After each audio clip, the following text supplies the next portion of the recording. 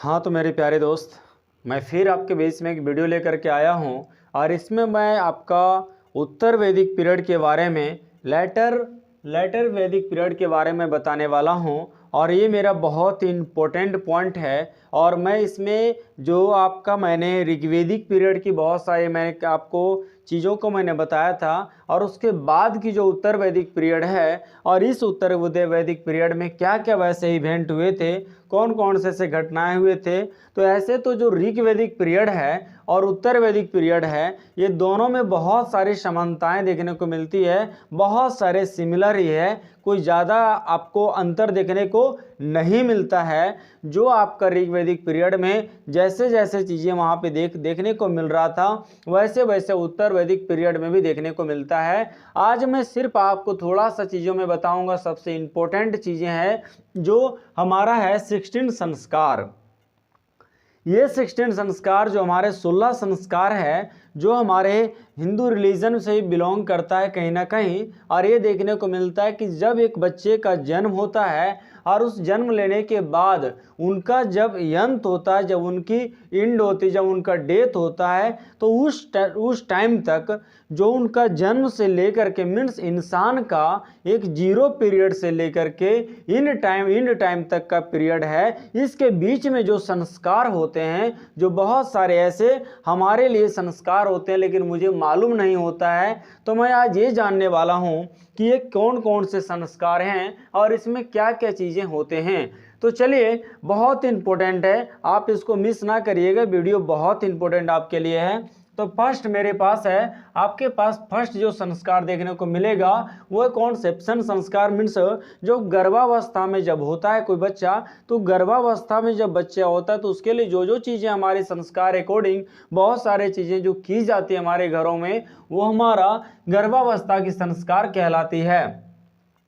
अगर आपके पास फिर दूसरा आपके पास जो देखने को मिलता है वो है पुण्य श्रवण संस्कार। मीन्स जब कोई ऐसे जब पुत्र की ऐसे कामना करते हैं कि नहीं इन पुत्र का जन्म होना चाहिए या डॉटर का जन्म होना चाहिए, ये जो चीज़ें होती है हमारा किस संस्कार में देखने को मिलता है, ये पुण्य श्रवण संस्कार में देखने को मिलता है। आपके पास है तो मैंने दो चीज़ें बताया।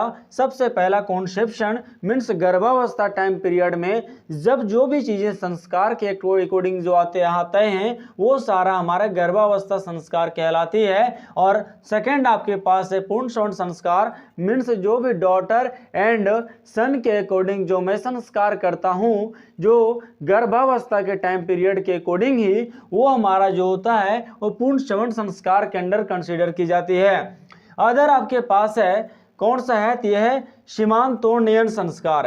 ये जो संस्कार होता है वो हमारा क्या है ना, कि जब कोई बच्चा आपके घरों में या किसी के बर्थ जब जन्म लेने वाला टाइम पीरियड होता है, तो ये जो हमारा होता है हम जब उसका टाइम पीरियड जब उसके गर्भ में ही रहता है ये भी चीज़ें, तो उस समय ये जो गर्भावस्था में ही रहता है लेकिन इसका जन्म होने वाला होता है। और इस टाइम पीरियड को हम लोग सीमांतोन्नयन संस्कार के नाम से जानते हैं। अगला है जात कर्म संस्कार। मीन्स जब बच्चे का जन्म हो जाता है और जन्म होने के बाद हम लोग जो जाति वगैरह के अकॉर्डिंग जो रखते हैं, उसकी नियम वगैरह रखते हैं, तो सबसे पहला जो जात कर्म है वो जब उसका जन्म होता है तो उस समय एक संस्कार होती है जिसका नाम है जात कर्म संस्कार।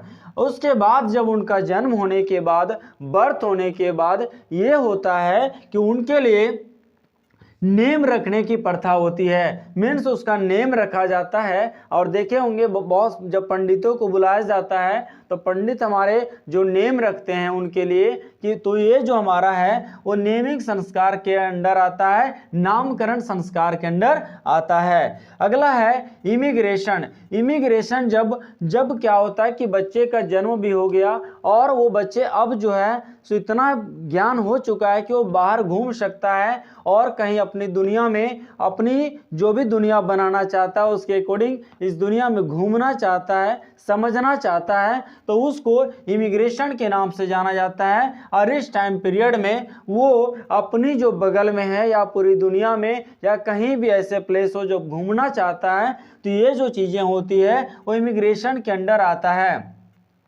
अदर आपके पास है कि ना प्रश्न इसमें क्या होता है कि जब बच्चा अन्न ग्रहण करने लगता है, जब बच्चा अन्न ग्रहण करने लग जाता है, जब कुछ खाना पीना जो हमारे अपनी माँ की दूध के सिवाय अदर चीज़ को जब यूज़ करने लग जाता है, तो उस समय जो होता वो जो संस्कार कहलाता है वो अन्नप्राशन संस्कार कहलाता है। उसके बाद है आपके पास वह चूड़ाकरण संस्कार। एक ऐसा संस्कार है जो बहुत फेमस है, बहुत पॉपुलर है। और ये पॉपुलर क्या है कि एक मुंडन संस्कार जो आप जानते होंगे कि बच्चे का जब जन्म होता है तो कुछ दिनों के बाद उसका मुंडन की कार्यक्रम किया जाता है। तो ये जो उनको इसमें केस वगैरह को, उनकी जो बाल वगैरह होते हैं, उनका नाखून वगैरह को कट किया जाता है। तो ये जो होता है वो चूड़ाकरण संस्कार के अंडर कंसीडर की जाती है। अगला अब दूसरा आपके पास है कर्ण वेदना संस्कार। कर्म वेदन। इसमें क्या है कि जो बच्चा है अब इतना हो जाता है उनके पास कि अब उनके पास जो कर्ण वेदन मीन्स उसका कान में जो है ना, आपको पता होगा कि जब आप बच्चे होंगे तो बच्चे के टाइम पीरियड में क्या करते हैं हमारे गार्जियन कि हमारे कान में जो है सो छिद्र करवाते हैं। मीन्स यहाँ पे कोई ऐसे चीज़ों से हमारे कान को छिद्र करते हैं जिससे क्या होता है, और ये सभी बच्चों का होता है। तो ये जो होता है एक्टिविटी हमारा एक संस्कार के अंदर है, इसलिए हमारे सभी बच्चों को देखेंगे हमारे खास करके भारत में कि सभी बच्चों के साथ ऐसा होता है। तो ये जो हमारा है वो कर्ण वेदन संस्कार के अंदर कंसीडर की जाती है। उसके बाद है विद्यारंभ। मीन्स अब बच्चा जो है, बहुत सारे सुने होंगे कर्ण वेदन में बच्चे अब जो है ना सो बदमाशी नहीं करेंगे, अब वो कंट्रोल हो जाएंगे और जो उनकी अपनी लक्ष्य है, जो अपनी गोल है उस पे वो फोकस करेगा। तो ये जो उसके बाद इसलिए विद्यारंभ प्रारंभ किया जाता है। उसके बाद अब बच्चा जो है सो विद्यारंभ में चला जाता है। मीन्स अब विद्या को आरंभ करता है, शुरू कर देता है किसी चीज को अर्जित करने के लिए, ज्ञान को अर्जित करने के लिए। खास के विद्यारंभ में हम लोग विद्या को अर्जित करते हैं तो ये विद्यारंभ कहलाता है। इसमें विद्या को हम लोग ग्रहण करने के लिए शुरू कर देते हैं। उसके बाद होता है उपनयन संस्कार। उपनयन संस्कार में जब कोई बच्चा ऐसा होता है कि अब उनका एडमिशन हो जाता है और जब कक्षा प्रारंभ करते हैं तो पहला जो संस्कार उसके पास होता है वह है उपनयन संस्कार। उसके बाद हमारे पास देखने को मिलता है वेदारंभ संस्कार। मीन्स हम लोग सबसे पहले स्कूल में एडमिशन करवाते हैं, उसके बाद हम लोग किसी भी बुक को स्टडी करना शुरू करते हैं। तो यहाँ पर भी जो वेदारंभ संस्कार है इसमें बच्चा क्या करता है कि वो ज्ञान को अर्जित करने के लिए वेद को पढ़ना शुरू करता है। ज्ञान को अर्जित करने के लिए वेद को पढ़ना शुरू करता है, ये वेदारंभ संस्कार कहलाता है।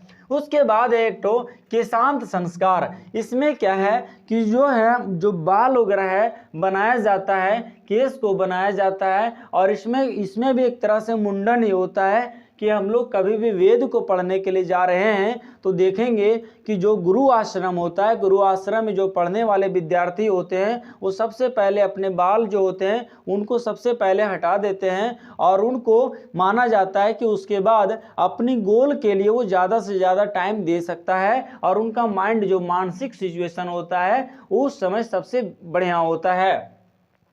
तो ये केशांत जो है इसमें बाल वगैरह बनाया जाता है और उसके बाद आपके पास देखने को मिलेगा वो है समावर्तन संस्कार। समावर्तन संस्कार में क्या होता है कि जब अब सारे ये सारा क्या है कि हम लोगों की जो चीज़ें हैं, अब मैंने ज्ञान भी ले लिया, बाल भी बना लिया, ये सारे चीज़ों के बाद हम जब सारे ज्ञान को मैं अर्जित कर लेता हूँ, जब मैं अपनी समाज में किसी प्रकार का कंट्रीब्यूशन में कर सकता हूँ, मैं कोई योगदान दे सकता हूँ, अपने समाज को आगे बढ़ा सकता हूँ, अपनी मैं ज़िंदगी को आगे अच्छे तरीके से चला सकता हूँ, जब इस केस पे मैं पहुँच जाता हूँ तो ये जो हमारा विद्या का जब ये अंत हो जाता है, विद्या का अंत मीन्स क्या है कि यहाँ पे मैं स्कूलिंग सिस्टम को मैं स्कूल जाना बंद कर देता हूँ। तो ये जो टाइम पीरियड होता है वो समावर्तन संस्कार के अंडर कंसीडर की जाती है।